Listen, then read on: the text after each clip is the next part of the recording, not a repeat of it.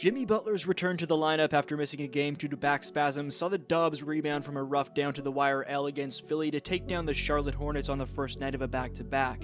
The Warriors are now 8-1 with Jimmy. Meanwhile, over his last 10 games coming into this one, Curry was leading the league in scoring over that span. Against his brother and with his pops announcing in the city where he grew up, Wardell dropped 21 and 10. Buddy Hield had a Warrior-high 22 off the pine, while Pods, Dre, and Butler combined for 48.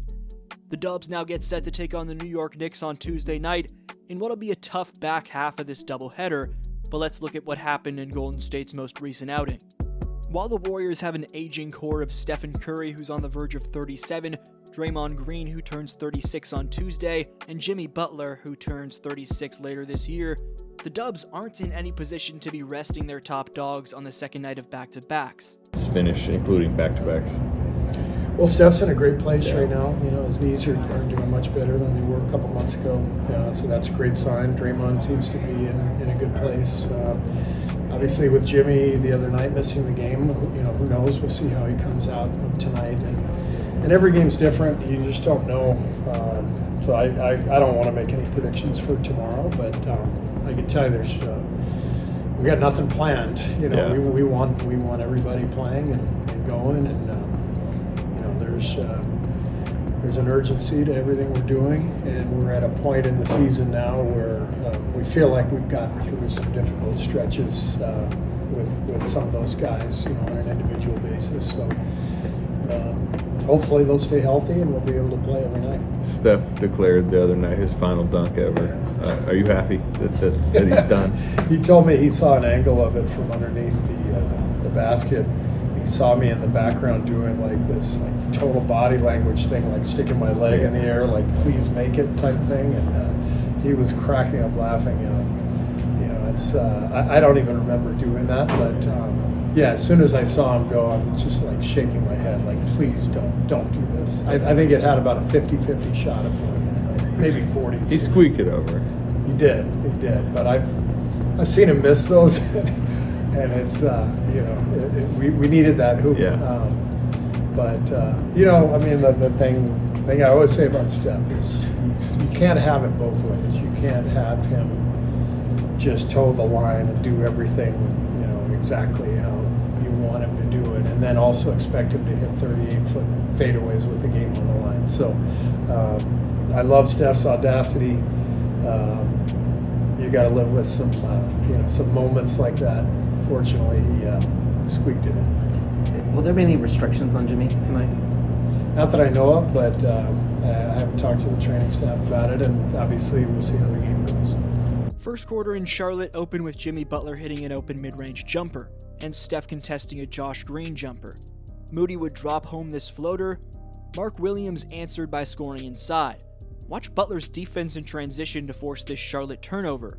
Moody stripped Smith Jr. before getting fouled on a three-pointer. Butler's defense again was put on full display early as he blitzed the passing lane, leading to a bucket on the other side to force a Charlotte timeout.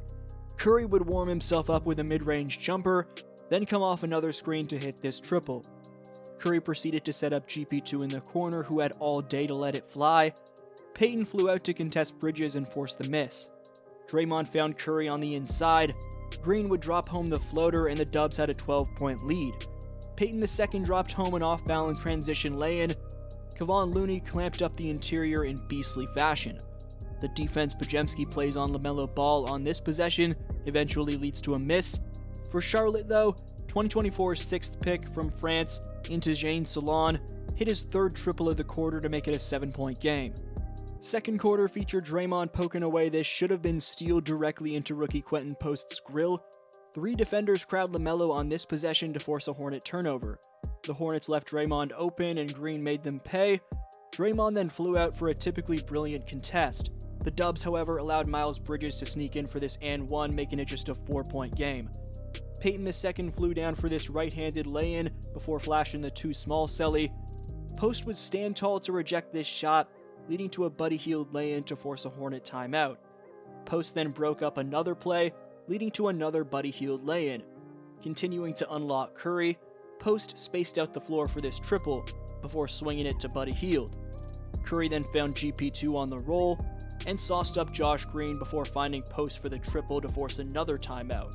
Draymond found Butler for this nasty reverse finish following a great setup, and the Dubs led by 9 at half.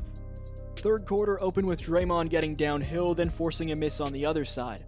Pods would come up hobbling after floating in this runner, and he'd go back to the locker room and later return. LaMelo lobbing to Bridges from half court for this sick finish cut it to 8. Then Bridges finding Mark Williams on the roll cut it to 6. The young glove then went to work by stripping Mark Williams on this possession, then drawing a charge on LaMelo in a brutal collision. GP2 would have to leave the game, and he would not return. After Draymond fouled Nurkic, it was just a 2-point game. Curry would get the whistle himself, miss the second free throw but get it back to complete a 3-point play. Draymond getting free throws extended it to 7. After LaMelo got this call, Steve Kerr would get fired up and receive a technical. This would help the Warriors get a call right here, getting Steph back to the line. They'd then force a turnover, get out in transition, and Curry would bury a triple. After a LaMelo 3, the refs then decided to review this play where Draymond's hand makes contact with Salon in what seemed to be a clear flop. Nevertheless, the refs gave Draymond a flagrant 1. LaMelo would hit another triple, making it a 7-point possession for Charlotte and a 4-point game. Other than the injuries and flagrant, the third quarter was mostly a battle of free throws, but Draymond Green would lay his heart out on the line to dive on the floor for this loose ball. Butler would underhand to Hield, and Buddy would bury the triple. What a play by Dre. That got Buddy hot, and Hield extended it to 11. Jimmy Butler then hit just his second triple in 9 games in the face of Nurkic. LaMelo clapped back with a ridiculous step back on one leg. Fourth quarter started with Brandon Podziemski returning to knock down a key bomb. Hield then made an insanely contested triple from the corner to extend the advantage to 15. He was 0 for 6 from deep against Philly, but Buddy definitely bounced back in Charlotte. After Curry shut down LaMelo by cutting off his angles and funneling him into the help of Looney, he'd have this mini celly, which led to Looney taking it downhill and finding Green in the dunkers. Curry then displayed his passing eliteness by over-the-shoulder diming to Loondog for his 10th assist on the night. The Dubs cruised from there, but we'll see how they do against a much better New York Knicks team on Tuesday. Let me know your takes on the Dubs down below. This was your boy DFlow, and I'll see you next video.